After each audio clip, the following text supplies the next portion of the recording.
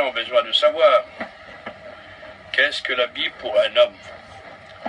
Donc je suis un homme comme tous les hommes, et la Bible a été écrite pour les hommes et par les hommes, et inspirée par le divin, écrite par l'humain, sur la dictée du divin, pour être donnée ensuite à l'humain, afin que l'humain reçoive le divin.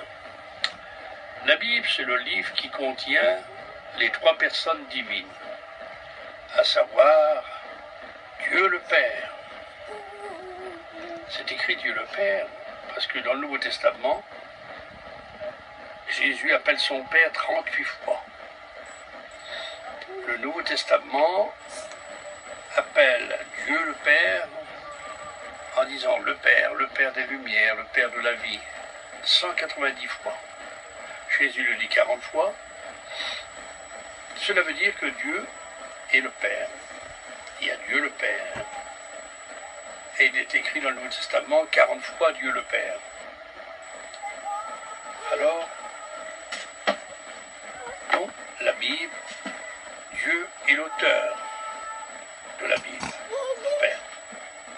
Jésus qui est le Fils, est écrit 50 fois que Jésus est le Fils de Dieu. Jésus est le Fils éternel de Dieu, et Jésus est le centre de la Bible. Le Saint-Esprit rend vivante la Bible. Et le Saint-Esprit embrase la Bible. Donc les trois personnes divines, le Père, Dieu le Père, Jésus son Fils, le Saint-Esprit, embrasent la Bible du commencement à la fin. Tu retires une des trois personnes divines, la Bible n'a plus de sens. Donc, on reçoit la Bible. Qu'est-ce que la Bible pour moi? La Bible est entièrement la parole de Dieu, car elle contient, elle m'apprend, elle me montre les trois personnes divines tout entières. La Bible n'est pas un livre comme le monde. C'est le plus grand livre du monde. C'est le patrimoine de l'humanité. La Bible, elle est comme la terre qui nous porte. La terre, on vient au monde sur la terre, on grandit, on vieillit, on s'enrichit sur la terre, on fonde un foyer, on meurt sur la terre, on rentre de la terre, et un jour, les morts ressusciteront de la terre, on quittera la terre, on régnera 1000 ans sur la terre dans le millénium, et un jour, il faudra quitter la terre. Ainsi, la Bible est comme la terre qui nous porte.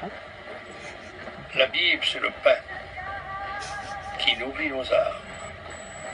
Le pain est vieux comme le monde. Le premier boulanger du monde, c'est Adam.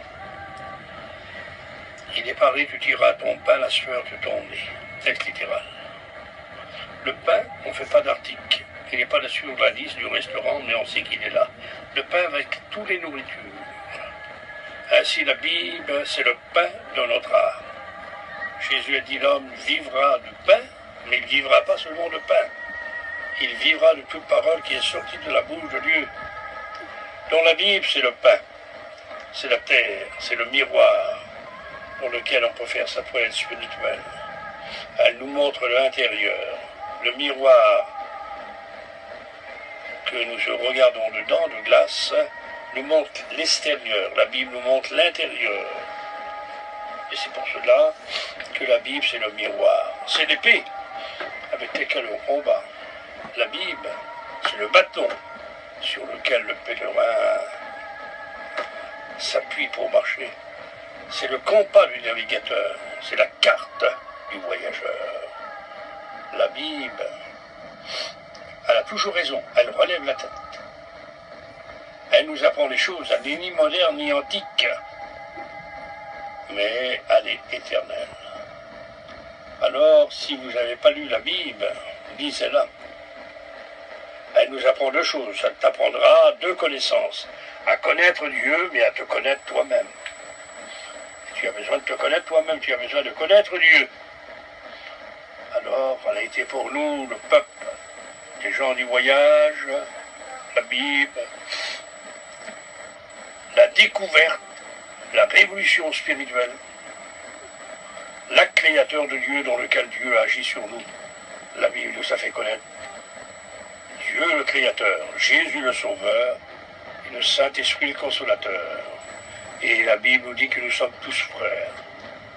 Donc, notre mission Vie Lumière, ça va faire environ 60 ans. Le premier miracle a eu lieu. Jamais personne n'avait pensé à nous. De toutes les peuples de la terre, on avait évangélisé, traduit la Bible.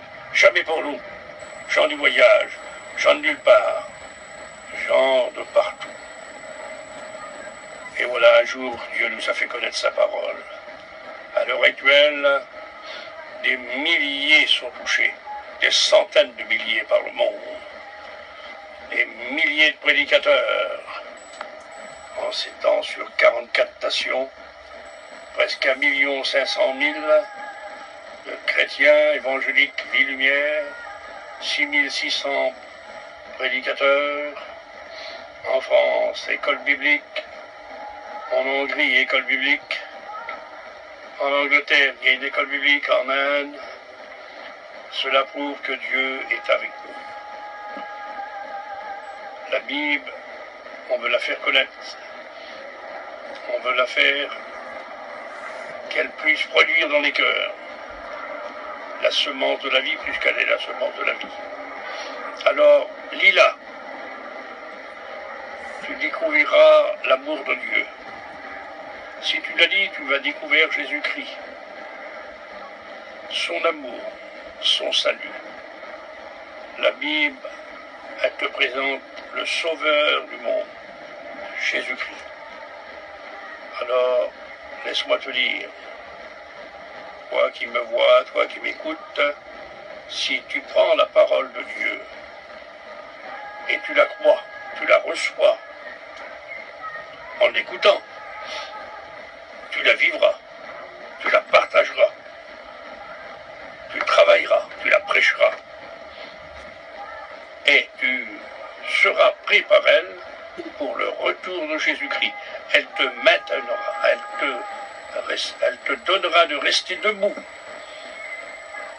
maintenir ta vie pour être prêt pour le retour de Jésus-Christ. Donc la Bible, si tu la portes avec amour et tu la crois de tout ton cœur, elle sera pour toi les voiles du bateau et les ailes de l'oiseau. Elle t'emportera, elle te bénira, elle t'enrichira, tu seras riche par elle. Elle te fortifiera. Ton âme sera réjouie et bénie par cette parole éternelle. Je finis en te disant, Jésus son nom, Apocalypse 19, c'est la parole de Dieu. Et Jésus a dit à Dieu son Père, mon Père, je leur ai donné ta parole. La parole nous a été donnée par Jésus, le Fils de Dieu, de la part du Dieu Tout-Puissant. Lis-la, si tu ne l'as jamais lu. Qu'attends-tu pour la lire? Que Dieu te bénisse et à bientôt. Amen. Amen. Merci.